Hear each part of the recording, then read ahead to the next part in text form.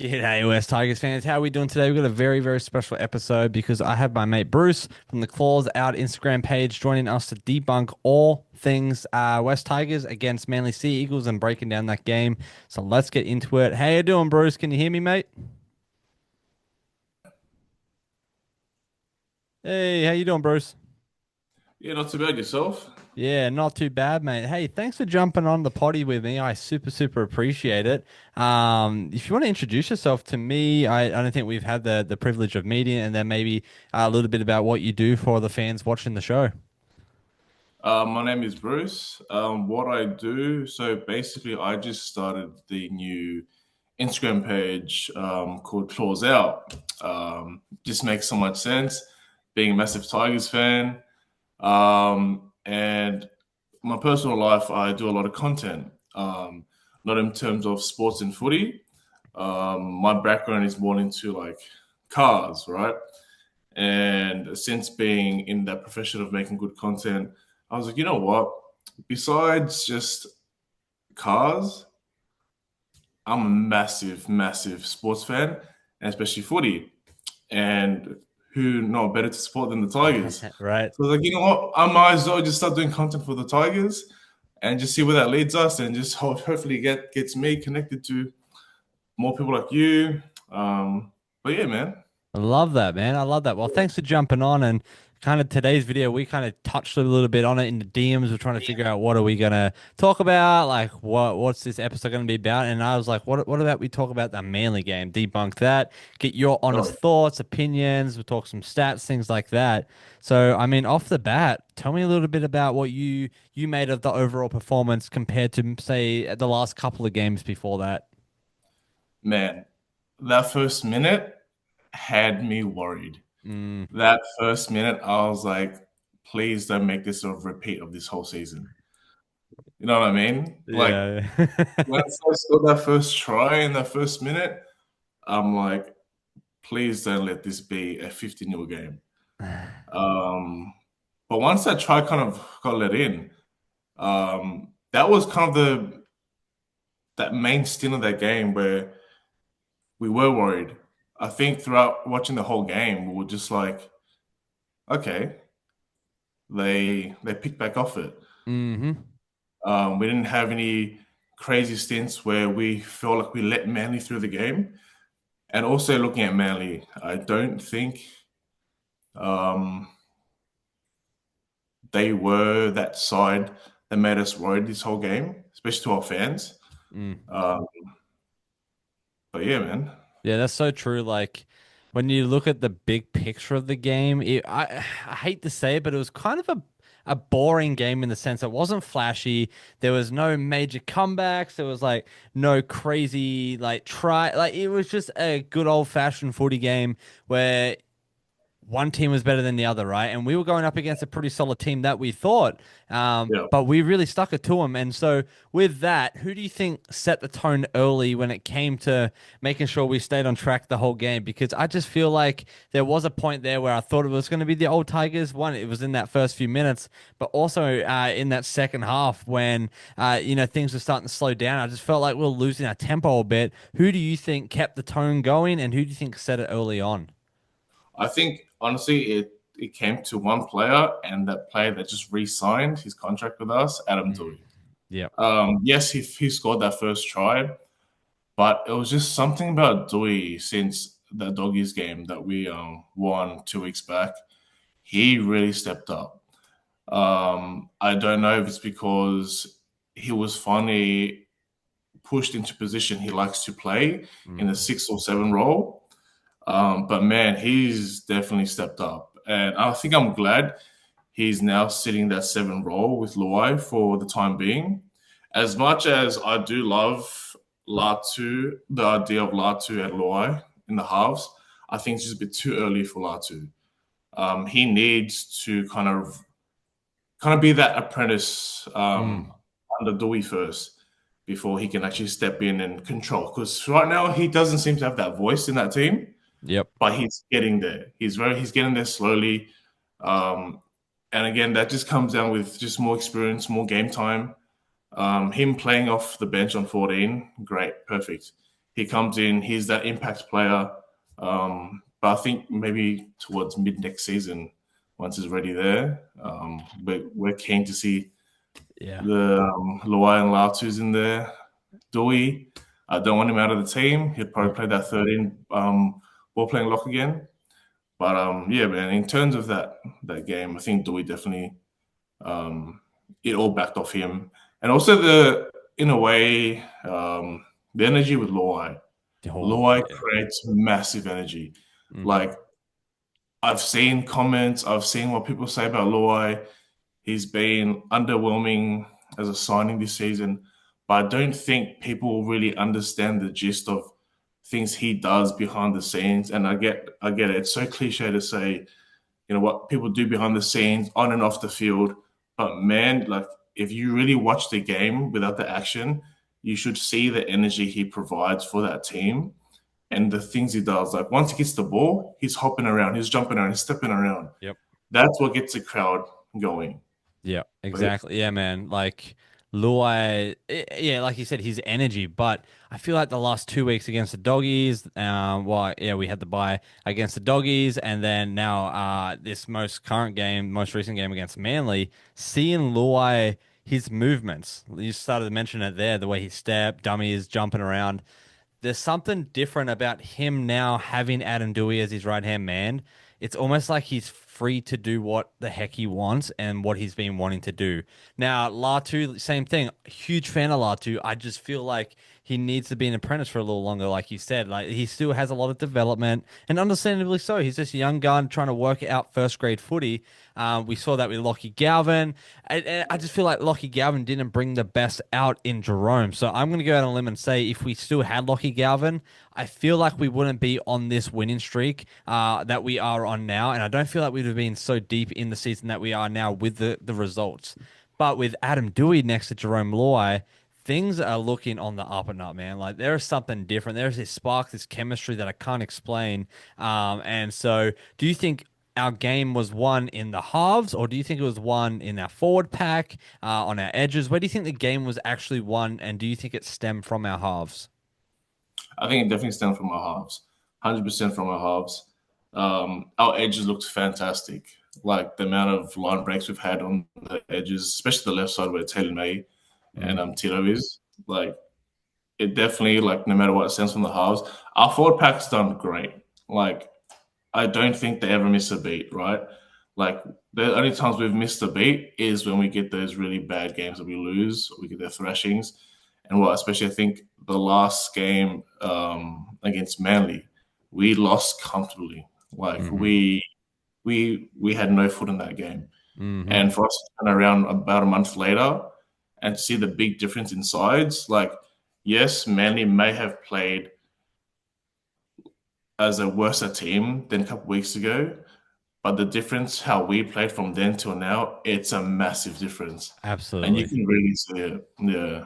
Yeah, that's so well said. Yeah, I love how you put that. Like the improvement that we've seen is huge. Like it's like a whole different team than the last time we versed Manly. I mean, ideally, like it's like a whole different team than we saw 3, 4 weeks ago. Honestly, like things are Yeah. starting to look and the pieces are starting to fall into place, and that to me is super exciting. So going Leichhardt against the Cowboys this coming weekend, from what I understand, it's an unchanged, like the same team that we're going with. I Stafford is in the lineup, which I don't know if it's actually legit, and we'll see something last minute. But Yeah. I mean, what are your thoughts? Do we keep running with what we got the rest of the season? Is this the starting lineup next year? What are you doing? What are you keeping? What are you changing? You know what? If it's not broken, don't fix it. Mm, Right? If we're laying out this team that's been consistent for the last how many weeks, we're winning games. Don't change a single thing. Obviously, it differs when you're running into injuries. With Stafford Toa, I feel like all season he hasn't been able to play at 100%, mm, but he's still been that guy. He might be playing about 70, 80%. I think his elbow and shoulder has been a big part of why he yeah. hasn't been able to play at 100%. But regardless, he's been one of our top players as well. Like he's turned nothing to something many times for us, scoring these tries on the right side and whatnot. Moving forward with the team, I would probably not change the lineup. I would Mm. whatever we have now or since the doggies games, I would leave it. Like Latu, his spot is that 14 spot. As much as I love the idea of him and Loai in the six and sevens, he needs more time Mm. um, to be that apprentice. Not saying I don't want him there. I'd love to see him there, but he probably needs another preseason under him in that spot. In terms of our whole lineup, Bull at the back, Titter on the wing, Skelton on the wing, Taylor May, Starford in the centres. Honestly, that sounds like a cracker outside backs. You know what I mean? Yeah, yeah, yeah, yeah. And then in terms of Loy, and going back to how we said, like with Dewey in his part at the seven, there's a lot less pressure on Loy at six than there is at seven. Yep. And not saying when Latu was at seven, you could tell the difference. If you go back and watch games with Latu at seven, Law at six, and then compare it to Dewey at seven and Law at six, there's massive game management differences. And Huge. especially with the kicking game, Hmm. if Law's got to kick every set, no matter if it's at six or seven with Latu, Dewey just really takes a lot of weight off his shoulders and lets, like you said before, it lets Loy play freely. And that's the lawyer we know. No, that's the lawyer we've seen win Right. four premierships in a row. You know what I mean? Absolutely. Like him hopping around, stepping around, him being him. Hmm. So yeah, in terms Absolutely. of lineup, man, that's I would not change a thing. For sure. Now, let me ask you this: is this is a lot of my subscribers on this channel have brought this to my attention, have DM me, emailed me, and that is Makasini. What do we do with him? Oh, Taylor, like, do we keep Taylor May out there? Do we keep Stafford out there? Do we move people around? Do we get rid of people going nuts about getting rid of Jarrell Skelton and putting Taylor out on the wing, bringing Makasini in? I'm like, no, heck no, dude. Like yeah, you said, it ain't broke, don't fix it. But two. Makasini's got to earn his spot on this team. These boys have earned their spot, like they yeah. are showing up week in, week out, and they are earning they earned their spot. I don't think I can get behind Makasini. I love the dude. I love what he's about. I think he's got a phenomenal future. Out there on the center for us as well. But I just don't know if putting him straight in without earning his spot is the way to go. What are your thoughts on that whole controversy? Let me know kind of what you're thinking. I think there is a time where we can win as a fan base and as a club, but it depends how we win with that move, right? Mm. So, like you said, he has to earn his stripes. You're right.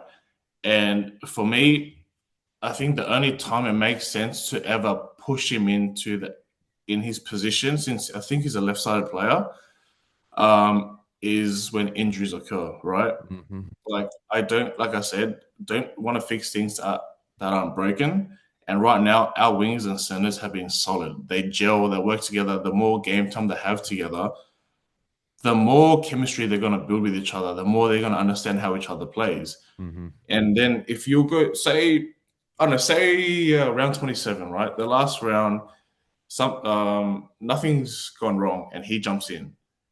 Why would we disturb the last round of our season and chuck him in there, right? And who knows what could happen? You could just really think the worst is going to happen. You just threw a rookie in there Hmm. with a lineup that's been doing us solid for the last couple of weeks, right? So again, in terms of him, I would only if I was Benji, the only time I would ever play him is if an injury happens. Mm. For example, Stafford. If Yeah. he is completely out, I don't know anyone else from the top of my head to put in there but him. And I know Star is a right-sided player, but I'm pretty sure Talon has played right center a Right. few times in the Premier system. Yeah. So I don't think there'll be a massive change. But in terms of saying, okay, you have your four, your wings and your centers, where do you put him? Like regardless, you don't want to lose another young Right. gun Yeah. because Right. we are known to be losing Yeah. young guns to grades. You know what I Right. mean? Yeah. So that's I something. totally Yeah, agree with you. Like that injury depth that we need. Like, yeah, if Stafford is out and this is all just a hoax, just in hopes that he'll be back. So let's just say he hasn't got his scans back yet, but he's feeling yeah, all right. I think we shift Taylor May over, bring Yeah, Makasini in, like you said. But going forward next year, man, like I don't think he's a starter yet. I think he will be, but we've got guys. It's like how can we promise him future, but also give him depth roles as well throughout next yeah, year? Um, yeah, it's such an iffy subject because one, you don't want to give too much to him too early, and he kind of like we saw, I think with Luke Lau'i, like just we gave him a little too much. Same thing with Heath Mason, and they did great in the moment, but then they started to decline really quick. They just weren't yeah, first grade ready. I'm just concerned about that, yeah. because I want the longevity of this bloke to be with the West Tigers and to be one of our centers eventually. But it's just a wild toss up. But got great defense, and that leads me to the next point is defensively. I think this whole season we've been pretty bloody on point for the most part, bar a few games.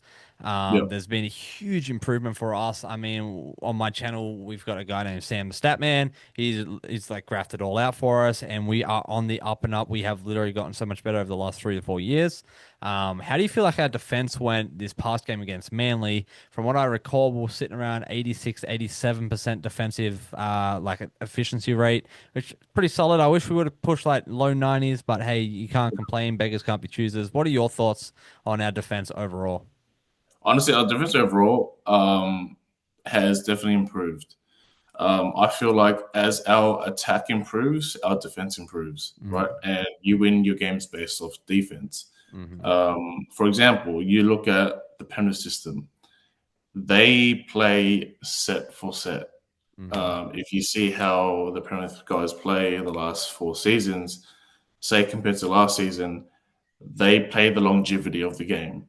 They wear you down. They wear the oppositions down. Like they make you attack. They will defend like their life depends on it. And based off that is when they start counter attacking. hmm Once they find that break in like that link, you're done. Yeah. And I think that's what builds towards him, right? With our defense. Like our defense has been probably on par with our attack. Mhm. It's been 50-50, right? Um, we do have moments in the games where our defense is a massive letdown. Yeah. Like there'll be moments in the games where like, hey, you should have made that tackle. Like, why are we just standing there? Why don't you make any effort to make the run or make the tackle? I think it's those little effort areas that count the most. Like, yeah, just again, comparing it to the Premiership guys, we've got a lot of work to do still, but in terms of improvement, our defense has definitely improved. Like I think Terrell May, his stats are insane in defense. Alex Twal, like I miss those seasons where he've had under 10 missed tackles the whole season. Right. No, I mean like he's come close to that. Um, but yeah, I think that's what Benji's working towards. Benji's not known for his defense, right? Right. Um, I think even his younger grades, he was made to defend on the wing, hmm to ease off his shoulder since he had bad shoulders back then. Um, but yeah, in terms of incorporating someone that's not known for his defense and trying to incorporate defense coaches and making our side better as a defending team, Right. that's how we can win our games. But all in all, we're definitely on the rise with our defense. I've seen massive improvements, especially earlier on the season. Mm. Our first few games we were doing great. Before all the disruption, before all the Lachlan Galvin situation, before all the talent Yeah. disorder situation, man, we were doing fantastic. It was probably one of the best starts to the season in the last 5, 6 years. Yeah, we went on a run, man. It was so Yeah. sick. Like I had such high hopes. Hairs were bloody sticking up on my arms until the disruption. I'm like, you know what? What's new? Yeah. What is new? What? When don't these things happen to our team? Right. Yeah, Yeah, man. Like, yeah, you said it really well how Benji isn't or wasn't known for his defense. Like, he was a flashy, gritty, hard-hitting, attacking player. And so for him to come into this system and put up such great defensive efforts and numbers and whatever you want to call it is honestly a true testament to his coaching staff. I think there's still area for improvement. I think he could have another one or two great assistant coaches, Oh just to yeah, bring in a little more depth, and then just a little something a little different, a little spice, if you will. But attacking wise, he knows what he's talking about, yeah, and you've got someone like Jerome Luai who's been in a premiership winning environment for years and years and years. Taruva, Taylor May, like you've got these guys that have been, on Penrith, or even like Roosters, like Terrell May, like he's been at he knows what it's like to be in this winning culture, and so you can see, like you said, Ben just what Benji's going for. He mentioned that in his post game presser, like he's found his team style, his team playing style, and he's learned so much as a coach. This his last two games. You can kind of the writing's on the wall. It's just a matter of fact of who's on or who's out, kind of thing. yeah, And it's like, watch out, guys, because next year we're going to turn up and it's going to be absolutely dangerous. I think this is going to be one of the wildest off seasons for our club. If they do yeah. another documentary, it's going to be absolutely electric and I cannot wait. So, with that, how are you feeling about next year? Looking forward, do you think it's the year we make top eight comfortably, possibly push the top four? Or do you still think we have a bit to go? All right, so I'm that type. I don't have massive expectations. Like I'm ready to be disappointed. Like Mm, as Tigers fans who've been disappointed for the last 11 or so years without making the finals, too right? many. And this year, since before preseason, was probably one of the only years I've ever felt excited. Hmm. Maybe one is because Benji's in his first official year as head coach. Two, we're seeing all our signings, and they've probably been the best signings since Benji himself. Luai, Tito, you know what I mean? Mhm. Like having, especially Luai, him himself, and that having signing Luai was like it probably had so much pressure on him that in a way to our fans, he looked like one of the most lower end signings we've had. Right. Because I think people just had this expectation that this one player was going to come and just turn the whole club around. Don't get me wrong, he's doing that. He is. I Hmm. just don't think people see what I see, or people don't see what me and you see. Again, cliche of saying it's the things he does, Hmm. off the field in compared to on the field.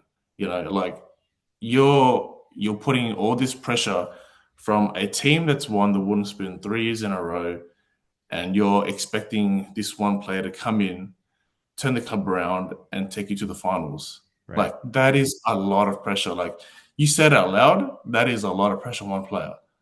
You got to remember, you have a whole team out Mm. there. Right. You know what I mean? Yeah, yeah, And you can't rely on one person. But I mean, we've seen that since what is it? Yeah, 2011 or whenever the last time we were in finals.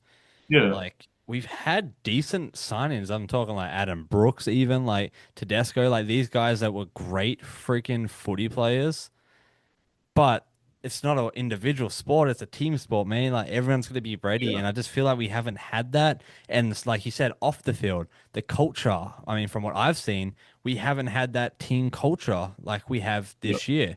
And I think exactly. that's only going to get stronger, especially now we have Lockie Galvin out, especially now we have Clemmer out, we have Talon Silver out. We got these guys that one can't be here or don't want to be here. Like these guys are bought in, man. They are all freaking in. And like Jerome Lewis says, for life. Like that is what we need from a leader, from our skipper. But that's also the attitude we need across the bloody board of our team. And I think we've got that.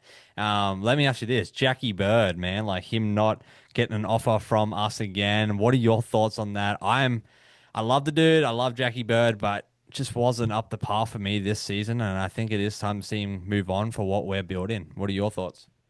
Honestly, when he signed, I didn't expect it, but I was all for it Mm. because of what he did with the Dragons. In terms of he can be a very versatile player. He can play in the six, he can play in the sevens. He's that big body. He can play he can play in the centers. He can also play the 13. Yeah.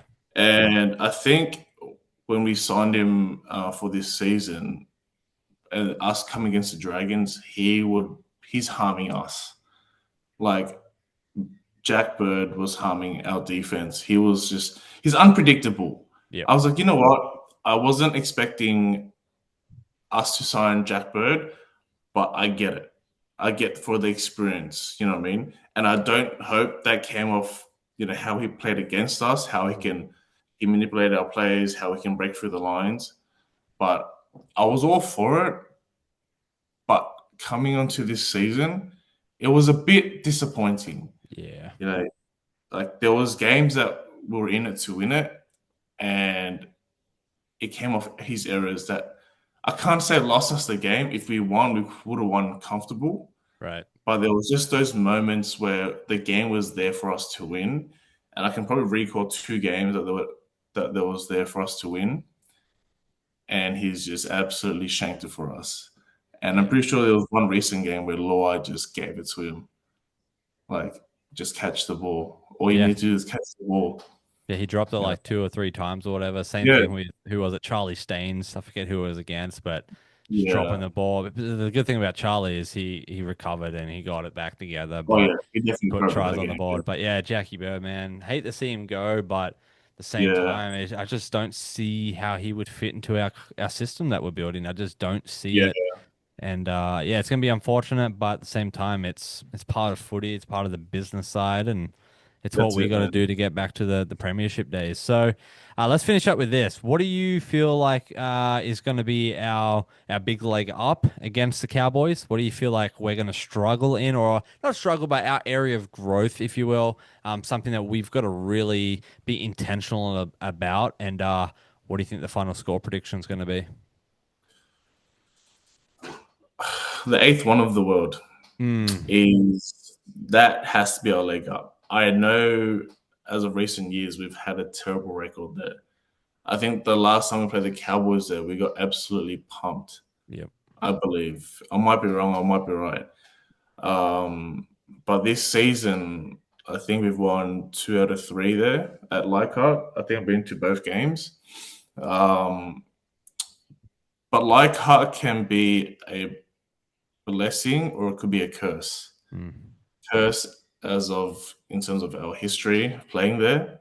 Yep. Like when you get that such a big jib of crowd, you can get very overconfident. You can get overconfident. You can get humbled very easily, and I think that's what the team has to kind of really think about. And I know it's not one of those massive important things to really think about. Like when you want to go play someone, you want your crowd, your fans to turn up, Right. right? But when you enter a game too overconfident and the crowd really gets behind you and you're getting humbled real fast, like with a team like the Cowboys, right? Like they're sitting under us on the table so far, but Mm-hmm. they're still a good side. They can, like at this point, this whole competition, anyone can beat anyone. First can beat Right. last, last can beat first. Like it's been a very open competition. I think it's been the closest since the NRL era, to be honest. Right. Like since the last 10 seasons, yeah. Um, so I think the crowd, it's one of those 50-50 ones, especially playing a Leichhardt.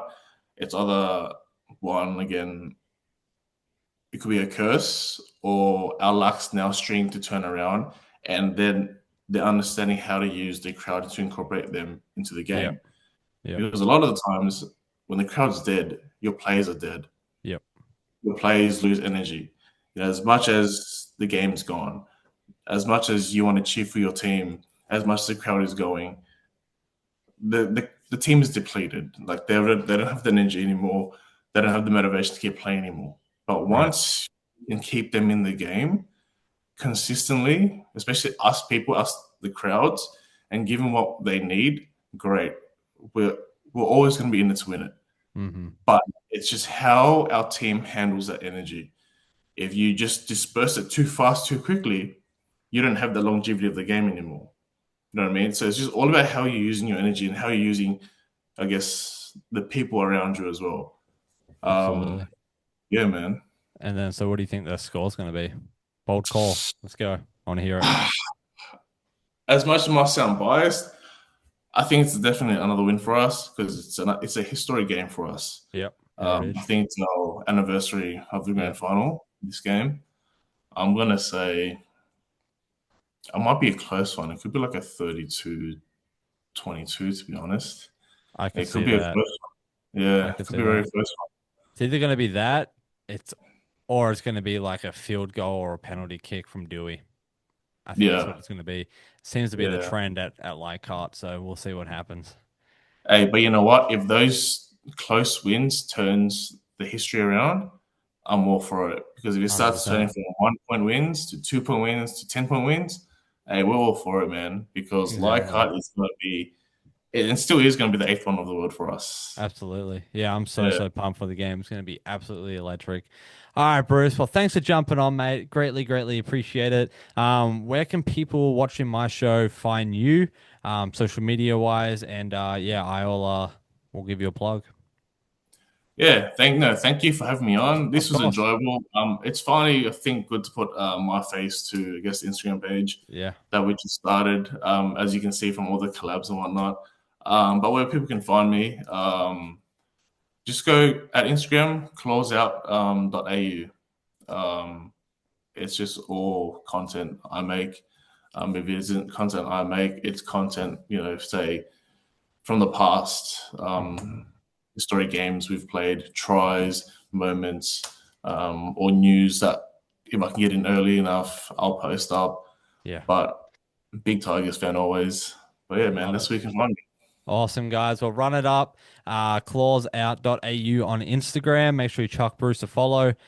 You will see us two collaborating on Instagram as well. And yeah, Bruce, thanks so much for jumping on, mate. Super, super pumped to finally meet you over Zoom and see your face to the name.